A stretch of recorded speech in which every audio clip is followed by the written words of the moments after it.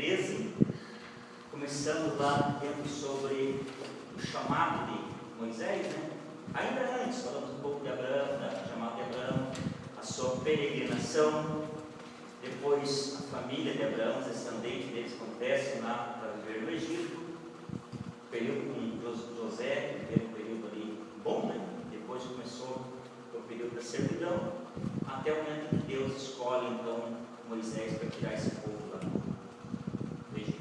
Falamos da peregrinação em alguns momentos, e essas últimas 3 lições já falam o momento que Moisés está com o povo prestes a entrar em Canaã. Um pouco preparado, já 40 anos de peregrinação se passaram, muitos morreram, né? Durante a peregrinação, muitas pessoas nasceram e agora então está o momento da entrada deles na terra prometida. Algo dia 29, hoje encerrando. Passos para a bênção divina. Vamos ler o textual, irmãos, que está em Josué, capítulo de número 8, versículo 34.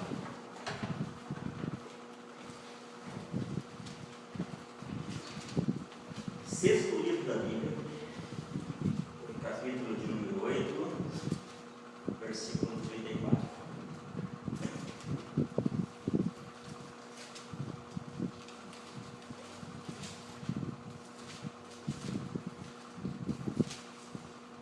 Todos encontraram? Sim.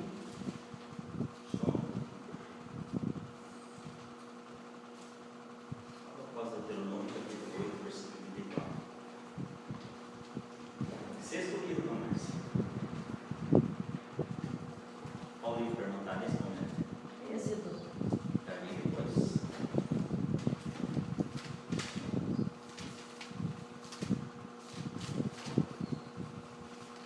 Deuteronômio e já chega Josué, capítulo 8.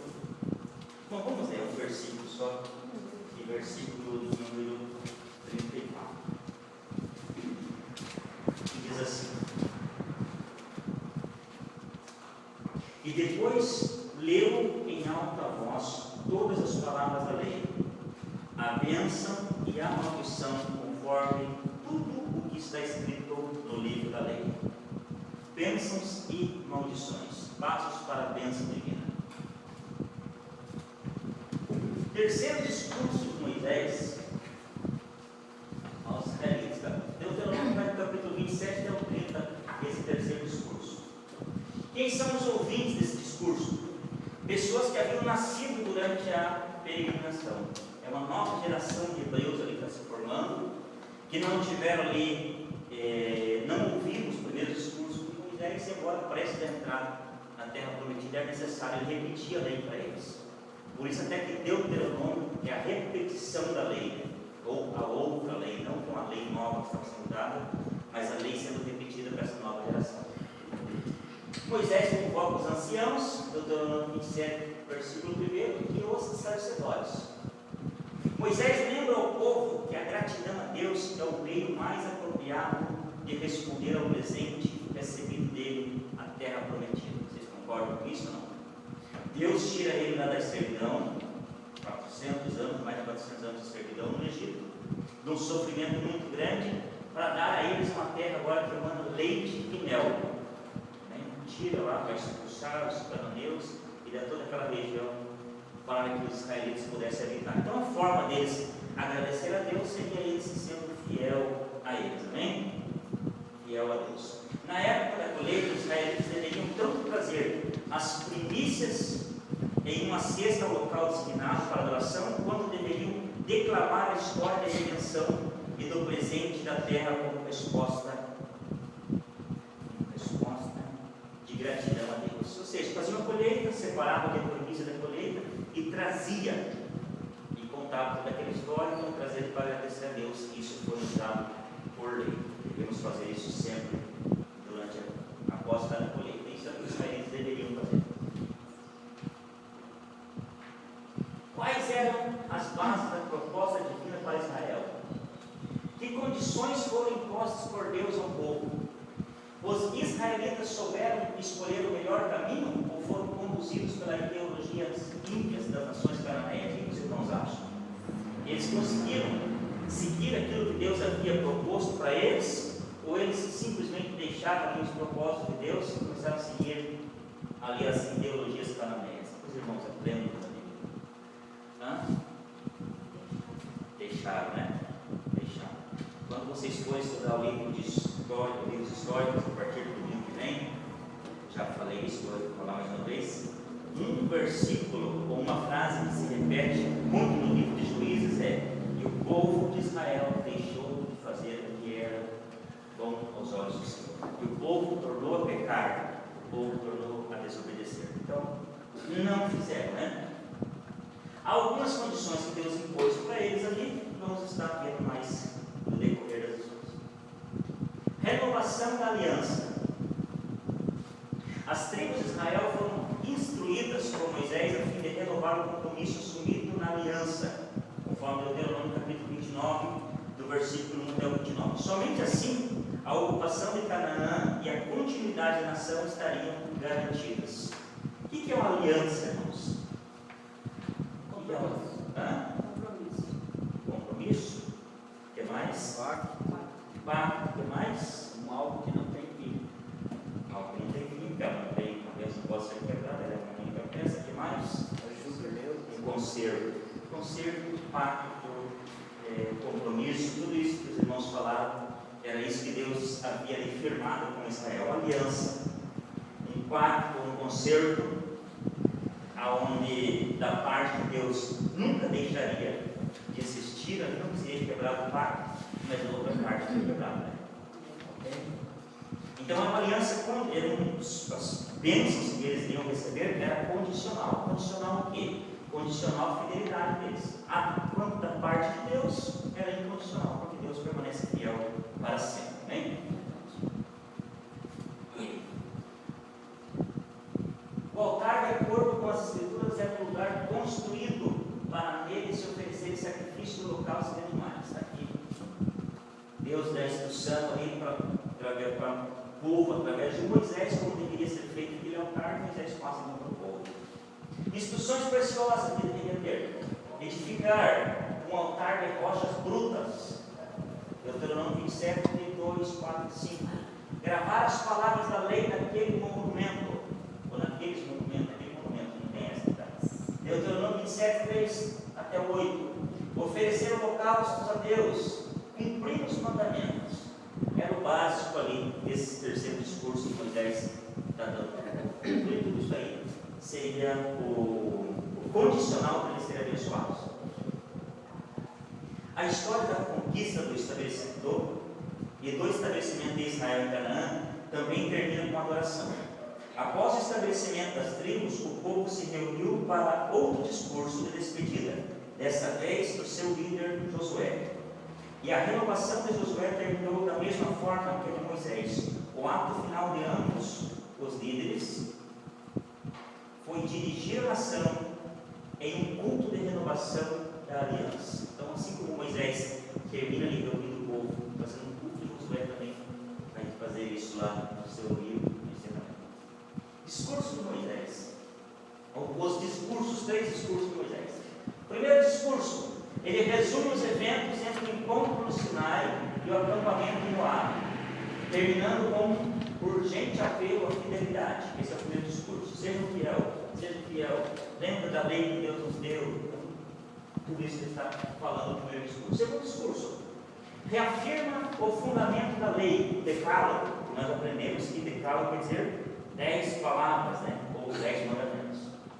Êxodo 20, chamar Deuteronômio 6, 4, 9. E o seu funcionamento referente à vida de Canaã. Como que eles deveriam se comportar quando chegassem a Canaã? Está aumentando sozinho o volume. Deixa eu achar aqui.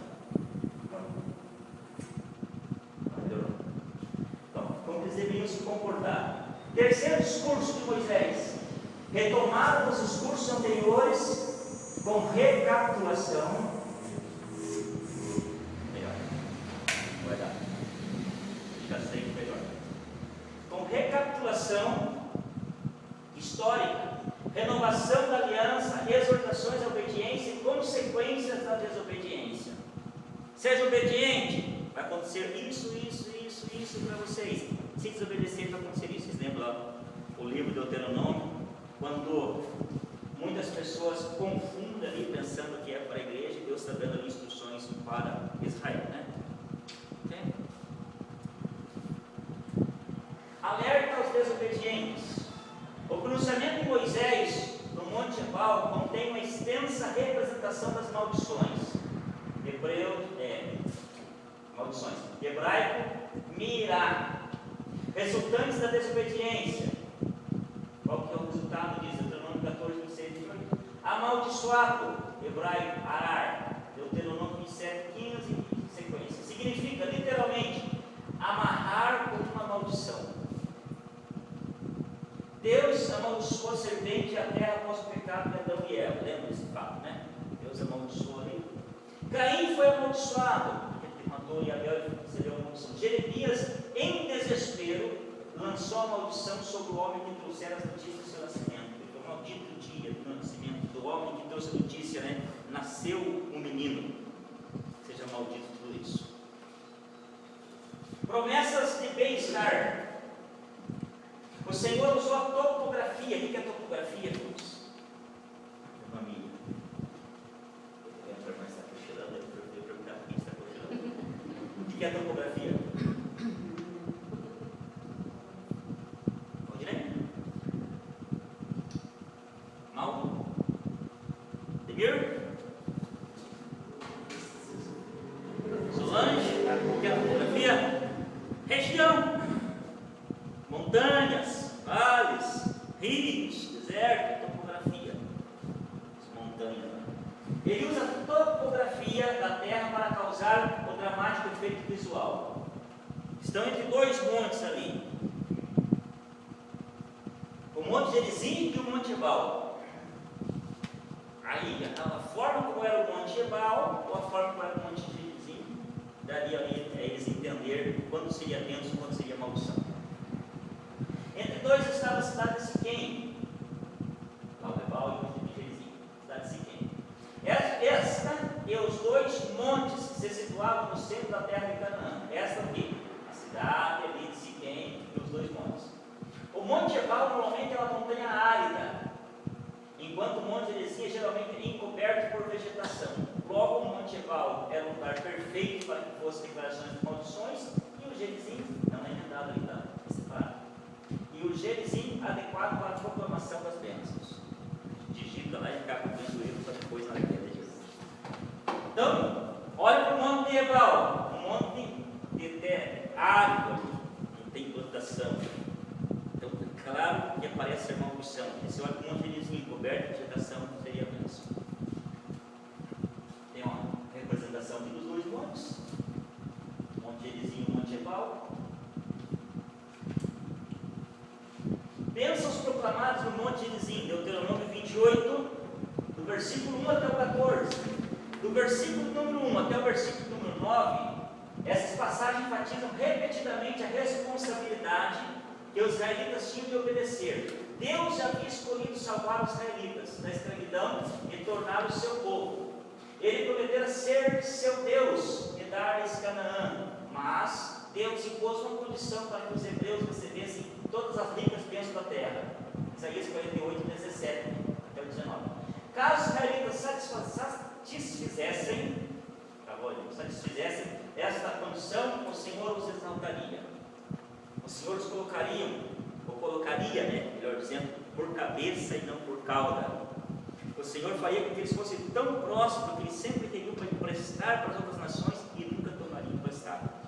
O Senhor os abençoaria de uma forma tão grande que eles seriam temidos pelos demais povos, okay? E nunca seriam levados para nenhum cativeiro, nunca mais, okay? Se eles simplesmente cumprissem ali o que Deus havia ordenado a eles. No versículo 10, versículo 11, terão temor de ti, porque as nações irão temer Israel. As nações veriam a presença de Deus e suas bênçãos sobre o seu povo e temeriam por causa da grandeza do Senhor. Isso está expresso na sentença, e todos os povos da terra verão que és chamado pelo meu nome, pelo nome do Senhor. Neste caso, o nome Yahvé é usado para Deus, o que indica a relação singular do Senhor com os israelitas. Ele lhes revelou o seu glorioso nome.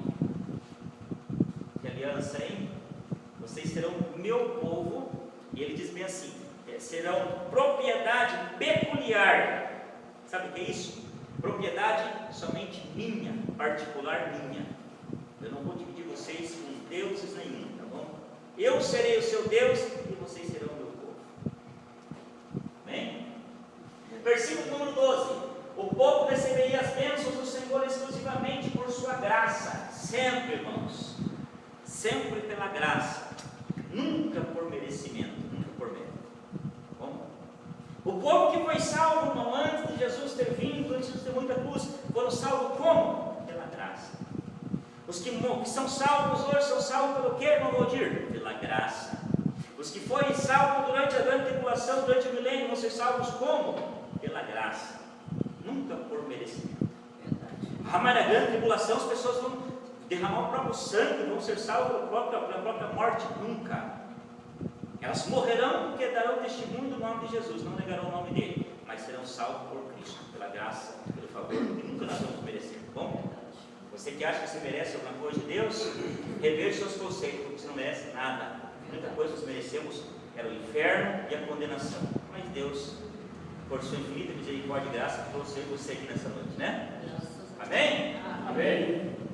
Versículo, não terminamos de ler ainda, né? Pela graça, entre as quais estava a chuva. Deus abençoou o povo, abençoou a terra ali, por causa da sua graça. Os cananeus acreditavam que Baal, nós vamos ver lá na frente, que foram estudar os deuses cananeus, vamos ver lá Baal, era aquele que ofertava o orvalho e a chuva. 1 Reis 17, 1, que vocês vão ver quando tem aquela 17, aquela disputa ali, vamos dizer assim, de Elias com Acabe, né? E Elias fala, ó, diz o Senhor, segundo a minha palavra, não vai chover até que para de chover novamente, porque eles estavam cultuando Baal e Azera, né? Aí para de chover por 3 anos e meio. Entretanto, Deus assegurou a Israel que ele controlava os céus e faria com que as suas terras fossem fecundas. Salmo 24, 3, 13. Além disso, a bênção de Deus sobre o seu povo estaria tão vigorosa que esta nação se tornaria líder de todas as outras. A afirmação que se configura na declaração: emprestarás a muita gente, porém tu não tomarás emprestado. Deuteronômio 15, 6. Versículo 13. A expressão por cabeça e não por cauda indica que Israel seria levado a um lugar de honra entre as nações. Isso só vai acontecer no milênio. Bom, nunca Israel conseguiu chegar a essa ponto culminante. Então, o ponto culminante aí da exaltação da nação de Israel vai ser no milênio reinado por Cristo. Aí sim ela será por cabeça e não por cauda. Aí todas as nações serão abençoadas através dela. Por enquanto não aconteceu. Reverência diante da palavra de Deus. A bênção e as maldições procedentes de Deus traduziriam as escolhas feitas pelo povo diante das ordenanças estabelecidas por ele. Deuteronômio 30, 19, parte A do versículo. No caso específico de Israel, foram exigidas as seguintes atitudes: guardar silêncio. Algumas vezes nós murmuramos, irmãos. Muitas vezes. Algumas vezes eu e você abrimos a boca para reclamar de alguma coisa ou não? Sim. Não. Então, guardar silêncio. Deuteronômio 7, versículo 9. Em solene atenção na expectativa da palavra da salvação do Senhor. Lamentação 3, 26. Ouvir a voz de Deus. Deuteronômio 28, 1. Acatando-a, condição para que os hebreus recebessem todas as ricas bênçãos da terra. Isaías 48, 17, 19. Tem um texto aí que diz assim: comerás o melhor dessa terra. Tá bom? O melhor dessa terra é para nós. Você vê rico prosperando aí, comendo caviar, só lagosta e as bebidas das mais caras. Tudo isso é para nós. O melhor dessa terra é para nós, tá bom? Verdade?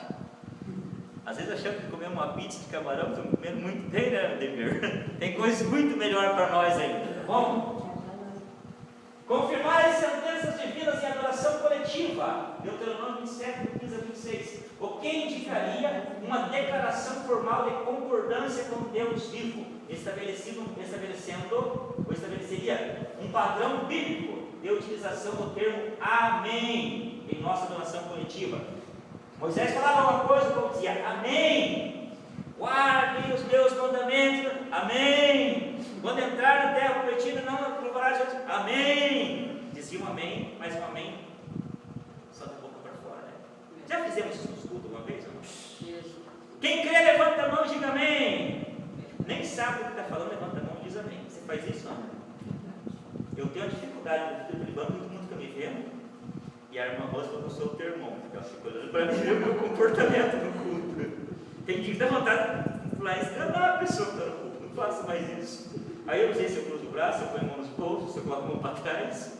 Então, irmãos, dizer glória a Deus, glorificar a Deus só porque o pregador está pedindo, ou dizer amém só porque o pregador está dizendo, cuidado, tá? Quando você diz amém, você diz assim, eu concordo com o que você está dizendo. Bom, não estiver de acordo, não precisa dizer amém. Se tiver, diga amém. Amém. Obrigado. Liberdade de escolha. Eu sempre gosto de repetir uma frase que eu ouvi lá na pós-graduação. Primeira matéria que eu estudei com uma mulher que é gerente de RH na Vivo. Ela disse assim, eu aprendi um negócio com meu esposo, ela contando a sala. Ele falou que a vida é feita de escolha, e para cada escolha tem uma renúncia. E eu guardei isso para mim. É verdade. Eu não consigo dizer sim para alguma coisa sem dizer não para uma outra. Vocês concordam ou não? Sim. Cada escolha que eu faço, vou fazer uma renúncia para uma outra. Então, é uma questão de escolha. Eu posso escolher a minha maldição ou escolher a minha bênção. Isso estava diante do povo de Israel. Monte Gerizim e Monte Ebal. Ebal representando as maldições, Gerizim representando as bênçãos. E Moisés está falando, vocês escolhem isso, vão ser abençoados. Se não, vocês vão ser amaldiçoados. É uma escolha. Estou sofrendo hoje, não vou dizer, meu Deus do céu, não aguento mais, eu passo uma luta com o José da Silva lá, não sei o quê, estou passando luta, não sei com o quê. E essa escolha que você fez? Olha lá atrás as suas escolhas que você fez, o que você vive hoje é consequência do que você escolheu lá atrás. Vocês concordam ou não? Sim. Ou é besteira isso? Faz algum sentido? Sim, verdade. Para cada escolha que eu faço, sempre haverá uma renúncia. E cada escolha trará para mim uma consequência. Você concorda? Está no vermelho lá, quase não aparece. Mas é verdade, mas está escrito que você concorda. Então, à frente eu tenho dois caminhos. O que eu quero? É eu que vou escolher. Cantamos aquele hino sempre no fazer o apelo, né? Meu amigo, hoje é tu tens a escolha, vida ou morte, qual vais aceitar? Então é uma escolha. É a pessoa que vai tomar a decisão dela, isso? As testemunhas do pacto. Moisés utilizou dois seguintes documentos que testemunhavam do amor e da fidelidade de Deus. Primeira testemunha, o nome do Senhor, que é grande e temível, seria a marca distinta do povo de Israel. Qual que é o baluarte de vocês? Qual que é a bandeira de vocês? Qual que é a nossa marca? É o Deus Todo-Poderoso. A retrospectiva histórica dos atos de Deus. Primeira, liberdade, vida, estabilidade e felicidade. Está difícil hoje, né? Felicidade do povo. Você sabia que eu falei que sou dislexo ou não? Porque às vezes eu troco de lugar algumas coisas e eu escrevo isso digitando, eu troco. Ou quando eu vou ler, eu troco de lugar, dá uma paradinha, retornar. Felicidade do povo. Tudo isso fazia parte do testemunho. Também, um novo líder para conduzir o povo, Josué, que por sua vez foi exortado a manter-se fiel e obediente a toda a lei que Moisés ordenara. Vocês acham que foi fácil para Josué assumir o lugar de Moisés, irmãos? Não. Alguém que estava 40 anos na frente do povo, que por muitos sinais e maravilhas Deus havia operado, abertura do Mar Vermelho, a água saindo de rocha, comida sendo enviada lá, o maná, ou os codornizes lá, tantas coisas, tantos milagres que eles puderam presenciar, e agora esse líder não vai continuar bem no momento mais crucial, que é a hora de entrar na terra prometida. Bom, aliança divina para a redenção da humanidade. Vamos lá, Jeremias 31, 33.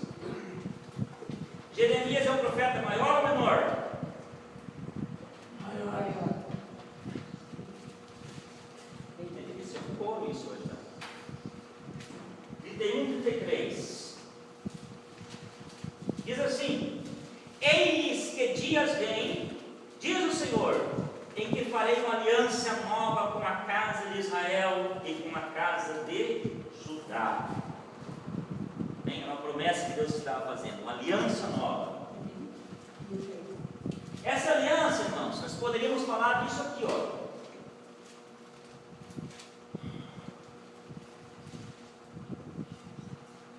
É inglês aqui, né? O nosso inglês está muito bom, né? Eu falo tão bem inglês quando eu falo mandarim. É mandarim que é isso. Então, é igual, eu falo tão bem um com o outro. Mas eu sei que ali é João capítulo 3, versículo 14 e 15. Que assim como a serpente foi levantada lá no deserto, né? Importava que o Filho do Homem fosse levantado. Todo aquele que nele crê não perecesse, mas tivesse a vida eterna. Ou todo aquele que nele crê não pereça, mas tenha a vida eterna. Porque na serpente, quem olhava para a serpente que foi levantada, não morria, né? Podia ser picado pelas cobras no deserto e não morria. Então, vivendo em meio à condenação ali por causa do pecado, não era condenado porque havia arrependimento, dizia assim, olhando para a serpente. Assim como nós também vivemos assim, mundo de pecado, mundo pecaminoso, mas não somos condenados porque olhamos para a cruz que é Cristo. Então, paralelo. Promessa da salvação. A partir de agora, veremos como o Todo-Poderoso concretizou essa intenção de salvar os homens. Estudaremos os concertos que continuamente Deus estabeleceu em vida, né? Aliás, em viva demonstração de sua longanimidade e graça. Como que Deus demonstra isso, essa graça dele, fazendo aliança com os povos. Nós vamos estudar isso a partir de agora. Aqui está lá, a imagem está um pouquinho pior, foi cortada. Eva lá sendo tentada pela serpente, a expulsão deles do jardim, os dois querubins guardando lá uma espada girando na entrada do jardim, e eles foram tirados à força do jardim, tá bom? Eles foram obrigados a sair de lá, por eles não sairiam, tá bom? Por eles se acha. Não ter a vida eterna lá dentro, mas que graça teria, irmã Rosa, viver separado de Deus para sempre. Eles viveriam eternamente comendo ali do fruto da árvore da vida, viveriam eternamente sem a presença de Deus. Uma triste sentença na vida deles, que Deus sempre estaria separado deles. Por isso que Deus, por sua misericórdia e amor, tira eles do jardim para providenciar um meio de trazê-los novamente para Ele. Coisa gloriosa, né? Amém? Aí temos uma figura simbólica, e quando o Senhor ali pisa na cabeça do serpente, conforme foi Gênesis 3,15, profetizado por Deus. Quando foi inimizade entre a tua semente e esta ferirá o calcanhar, mas a tua semente vai esmagar a cabeça dela, a cabeça da serpente. Aliança, significado da aliança, os irmãos já falaram, né? Significa, no hebraico, berit, pacto e concerto. E concerto com C, não concerto com S, tá? Qual que é a diferença de concerto com C e concerto com S? Com S é concerto de eletrodomésticos, essas coisas, eu acho. E o concerto? Ah, não sei. Concerto com Deus. Deus com o outro. É, na Bíblia sim, mas seria um concerto harmônico. Que é Uma orquestra. uma orquestra. Ok? É o concerto com C. Filarmônico, isso, né? Harmônico. E o concerto com S, vou consertar a porta que está quebrada, vou consertar meu sapato, quebrou o salto aí, está descolando. Esses são os concertos. E o concerto com Deus, com o povo, obviamente, o concerto harmônico, concerto com C. Bom? Então significa concerto, alude às exigências de Deus à humanidade caída, para reconciliá-la com Ele. Já vou intervalo, vamos 5 minutinhos. Um relacionamento especial. Quais são os objetivos da aliança de Deus com o homem? Primeiro, demonstrar seu amor eletivo. O que é eletivo, irmãos?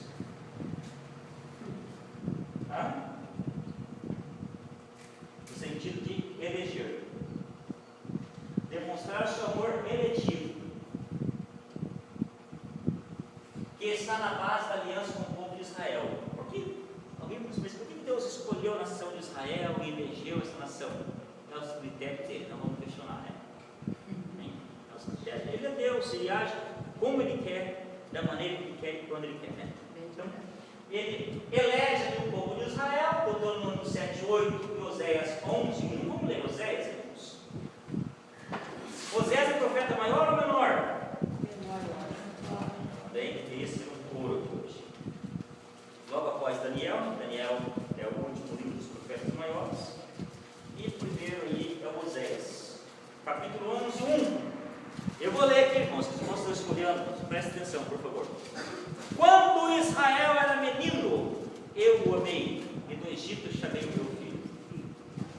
Bom, e depois também é um versículo profético lá para Jesus, né, quando está sendo perseguido José e Maria, então o anjo vem, foge do menino para o Egito. Aí fala, do Egito chamei o meu filho. E essa profecia se cumpriu.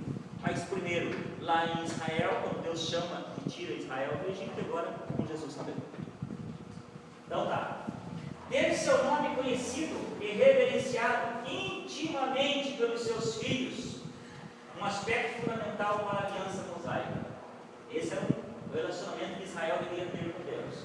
Receber o devido culto do seu povo, que é a resposta esperada pelo Senhor daqueles que possuem um coração agradecido, tanto no aspecto individual quanto no coletivo. Eu falei, irmãos, culto pode ser esse grupo grande que está aqui, como eu sozinho, dobrar o meu joelho, fazer minha oração, fazer minha leitura da Bíblia e prestar o meu culto também a Deus. Né? Verdade? Já falei, não existe culto ruim, né? Existe aquele culto que você não cultuou bem. Né? Concorda ou não? Né, irmão? O culto estava muito ruim hoje. Estava ruim para você que cultuou mal, porque ele estava cultuando bem, o culto estava maravilha. Não é verdade? E para aquele que estava sendo cultuado também, provavelmente estaria bom que era Deus.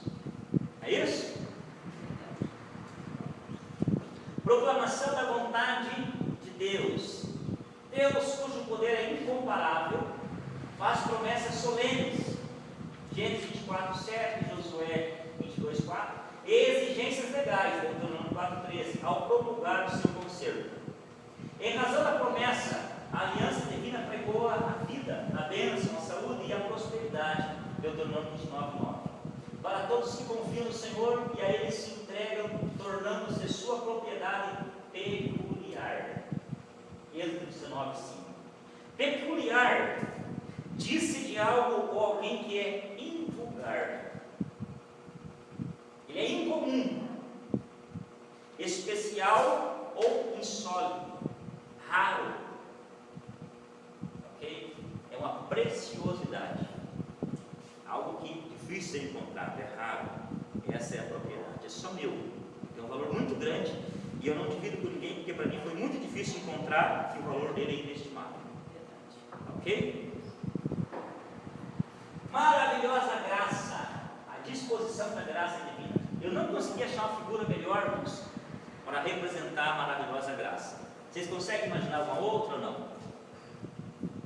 Além de uma coroa de espinhos, de cravos, numa cruz, de alguém preso ali num tronco, num palanque no meio da praça, ali sendo chicoteado, vocês conseguem imaginar alguma imagem melhor do que essa?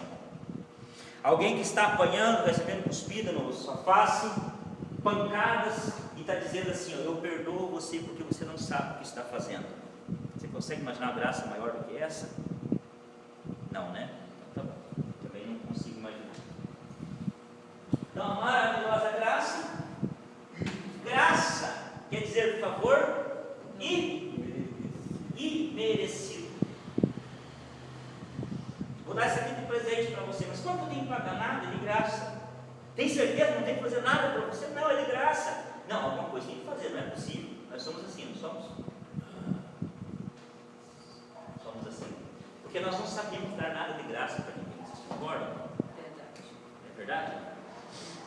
Nós sempre gostamos de fazer troca de favores. Parece que é essa lei que funciona para nós, né? Não é isso? Tem uma frase do Dr. Lair Ribeiro que diz assim, sempre quando você for fizer algo para alguém e essa pessoa te agradecer, diga assim, não precisa me agradecer, eu eu sei que você faria o mesmo por mim, porque você vai criar nessa pessoa uma dívida para com você. Isso é o que o Dr. Laír Ribeiro ensina nos estudos dele. Para Deus não é assim não, tá? Ele faz de graça, ele não espera nada em troca. Ok? Então, no hebraico é usado no Antigo Testamento para retratar o mesmo significado de charis, que quer dizer graça ou favor imerecido, ou carisma com CH, né? Mostrar a misericórdia também, né? Mostrar a misericórdia para com o pobre, Provérbios 14, 31. Proporcionar misericórdia àqueles que invocam a Deus em tempo de angústia, Salmo 4:1, 6:2, 31:9. Demonstrar favor a Israel no Egito, Êxodo 3:21, 11:3 e 12:36. E conceder da parte de Deus a sua graça a determinadas pessoas, tais como Noé, José, Moisés e Gideão. A graça de Deus será derramada sobre a nação de Israel no tempo da sua salvação. Zacarias 12:10. Vai ser derramada a graça lá sobre